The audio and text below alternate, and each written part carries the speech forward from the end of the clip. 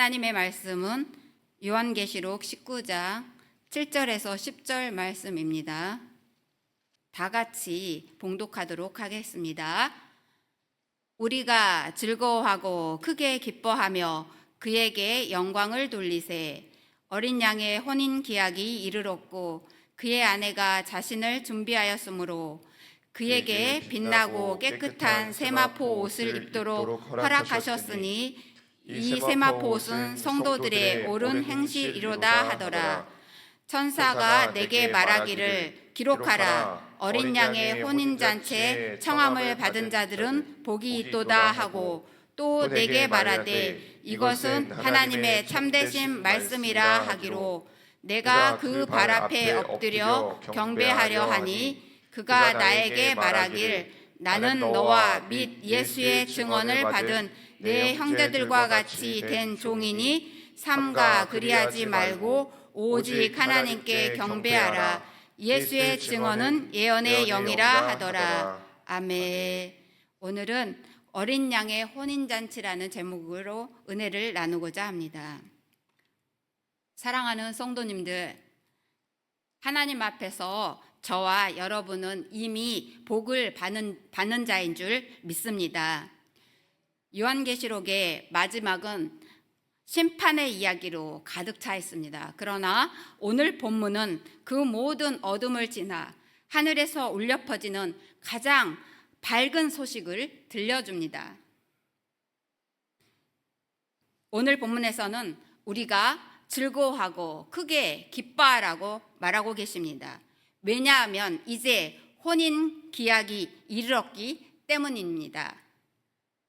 성도님들도 많이 알다시피 이 어린 양의 혼인 기약이 이르렀다는 것은 두려움이 아니라 소망의 말씀입니다. 유대는 결혼을 하기 전에 약혼 서약을 하게 되는데 이 약혼 서약은 약혼 증서를 주고 받음으로써 이루어집니다. 그래서 약혼 증서를 주고 받은 후에는 법적인 효력이 있습니다. 그래서 죽임이나 이혼 외에는 이 결혼하는 것을 이 약속을 파기할 수 없습니다. 유대인의 전통에 의하면 결혼하기 1, 2년 전에 약혼 증서에 서명을 하고 서로 교환을 합니다. 이 약혼 기간 동안 짝을 이루게 될 남자와 여자는 거의 만나지 않지만 각자의 집에서 새로운 가정을 이룰 준비를 하게 되는 기간입니다. 이때부터 남자는 자기 집 옆에 조그만 신방을 만들기 시작합니다. 그래서 동네 사람들은 지나가면서 신부는 언제 오는 겁니까? 라고 물어봅니다. 그러나 신랑은 신부가 언제 오는지 모릅니다. 그것은 아버지의 소관에 달려있기 때문입니다. 그래서 성경에서 예수님께서 마지막 때에 대한 말씀의 비유로 이렇게 말씀하시는 것입니다. 그 날과 그때는 아무도 모른다.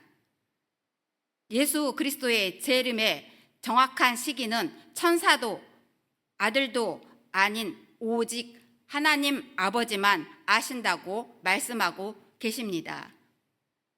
이는 종말은 알 수 없지만 항상 깨어 있어야 함을 강조하는 말씀입니다.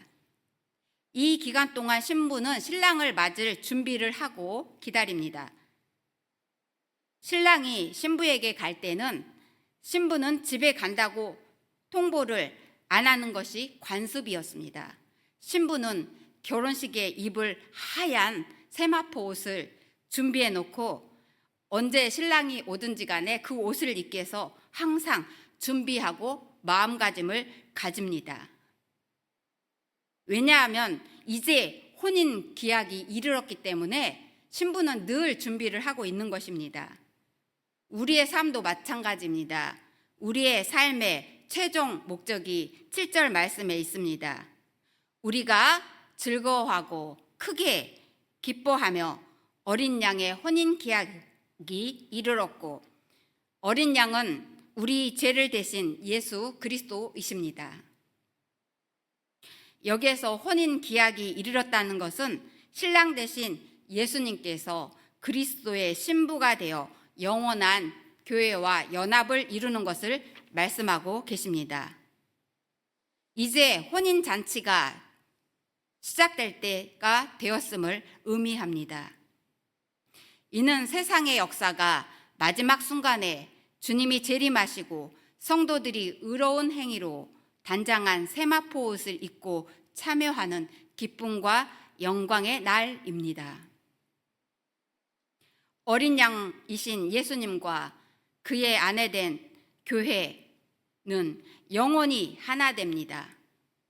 그래서 하나님께 영광을 돌리며 크게 기뻐하는 날이며, 그날은 주님만이 통치하시는 승리와 평안의 때인 것입니다. 오늘 본문에서 아내가 자신을 준비했다라고 되어 있습니다. 이것은 성도들의 의로운 행실로 단장하고 깨끗한 그 세마포 옷을 입는 것을 얘기합니다. 성도들은 믿음을 지키기 위해서 고난과 때로는 어려움과 또 때로는 생명을 걸어야 되는 그런 순간들을 지나고 살아갑니다. 그 고통 가운데서 잘 견디고 이기며 나아간 이 아내는 하나님의 영광에 동참할 수 있는 것입니다. 사랑하는 성도님들, 지금 우리는 신앙의 여러 가지 과정 가운데 있습니다. 그러나 끝은 반드시 영광입니다. 이 세마포 옷은 성도들의 옳은 행실입니다.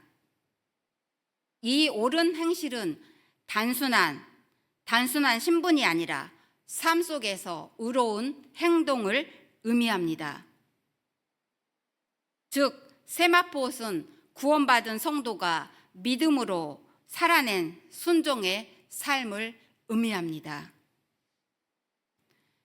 구원은 은혜로 받습니다. 그래서 세마포는 준비된 삶이 있어야 합니다. 왜냐하면 하나님께서 그에게 허락하사라는 표현에서 알 수 있듯이 세마포 옷은 하나님의 은혜로 주어지지만 동시에 그의 아내가 자신을 준비하였다라는 말씀처럼 성도의 책임과 삶의 열매가 함께 강조됩니다. 구원은 은혜로 얻었지만 세마포 옷, 구원받은 자의 삶의 열매를 의미합니다. 이 세마포 옷은 어린 아내가 입는 옷입니다. 이는 교회가 거룩하고 정결하게 준비된 상태를 나타냅니다. 에베소서 5장 26절과 27절 말씀을 한번 보시겠습니다. 한번 찾아보실까요? 신약성경 316면에 있습니다.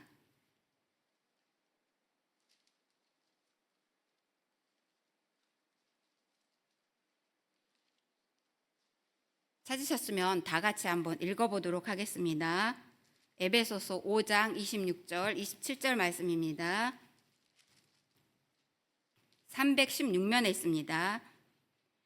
이는 곧 물로 씻어 말씀으로 깨끗하게 하사 거룩하게 하시고 자기 앞에 영광스러운 교회로 세우사 티나 주름 잡힌 것이나 이런 것들이 없이 거룩하고 흠이 없게 하려 하심이라.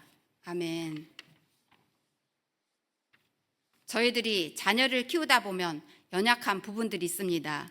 그런 부모님들은 아이들이 성장 과정 가운데 연약한 부분이 있으면 그것을 채우려고 합니다. 그리고 때로는 잘하는 부분이 있습니다. 그러면 그것을 더 잘할 수 있도록 부모님들은 이것을 성장시키려고 굉장히 노력을 하겠지요. 하나님께서도 저와 여러분이 어린 양의 아내로서 거룩함을 잇기를 원합니다. 그래서 저와 여러분의 모든 영역을 다루십니다. 그래서 하나님의 성품에 이르도록 합니다. 그것이 성화입니다. 저와 여러분은 그리스도로 옷 입어야 합니다. 그리스도로 옷 입는다는 것은 예수 그리스도와 하나 되어서 그분의 성품 그리고 사랑, 빛을 삶으로 나타내고 죄악된 옛사람을 벗어버리고 새 사람이 되어가는 과정입니다. 그리스도와 하나 되어 다시 오실 주님의 재림을 준비하는 삶을 사는 것을 뜻합니다. 이는 단순히 겉모습이 아닌 삶의 모든 영역에서 예수님을 주인으로 모시고 그분의 뜻대로 살아가는 변화된 삶인 것입니다. 결국 그리스도로 옷 입는다는 것은 그리스도와 연합하여서 주님의 재림을 기다리며 살아가는 전인격적인 삶을 의미합니다. 계시록 18장에 바벨론도 세마포옷을 입습니다. 그것은 사치, 부, 타락을 상징합니다. 그러나 반면에 19장에 오늘 본문의 말씀의 세마포는 거룩한 순종의 의로운 삶을 나타냅니다. 처음에 말씀하였죠. 저희들은 이미 복을 받은 사람이라고요. 어린 양의 혼인잔치에 청함을 받는 자들은 복이 있다고 9절에서 말씀하고 있습니다. 이 복은 세상의 형통의 복이 아니라 하나님의 잔치에 초대받은 복입니다. 천사는 이어서 이렇게 말합니다. 기록하라. 어린 양의 혼인잔치에 청함을 받은 자들이 복이 있도다. 이것이 정말 참이기 때문에 확정적으로 또 이렇게 말합니다. 이것은 하나님의 참된 말씀이라. 어린 양의 혼인잔치에 청함을 받은 자들은 정말 복받은 자들입니다. 그날 주님을 만나는 주님의 백성들은 모두 빛나고 깨끗한 세마포 옷을 입을 것입니다. 천사는 이 세마포 옷이 바로 성도의 옳은 행실이라고 합니다. 하나님이 보시기에 의롭게 산 자들에게 주시는 옷이라고 말씀하고 계십니다. 그러나 이 땅에 사는 사람들 중에서 하나님께서 원하시는 그 수준에 이를 만큼 의롭게 사는 자가 없습니다.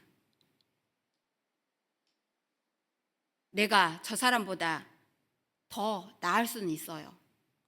그러나 하나님의 수준에는 저희들이 이룰 수가 없습니다. 그러므로 이 땅에 사는 사람 중에서 자기의 능력으로 그 세마포 옷을 입는 자는 아무도 없습니다. 그러나 주님께서 우리의 죄를 용서해 주시고 완전하신 주님의 의로 우리에게 선물로 주신다면 우리도 의로운 자가 될 수 있습니다. 비록 저와 여러분이 허물과 죄를 지어 하나님의 나라의 그 세마포 옷을 입을 자격이 없지만 마치 옷을 입듯 완전하신 하나님의 의를 힘입으면 나도 주께서 말씀하시는 옳은 행실엔 의를 얻을 수 있습니다. 이 새벽에 나와 기도하는 저와 성도님들에게 우리는 이미 그 잔치에 초청받은 사람들입니다.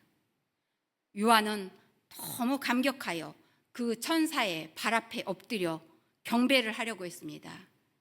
그때 그 천사는 자기도 하나님의 종에 불과하니 그리하지 말고 오직 하나님께 경배하라고 말씀하고 있습니다.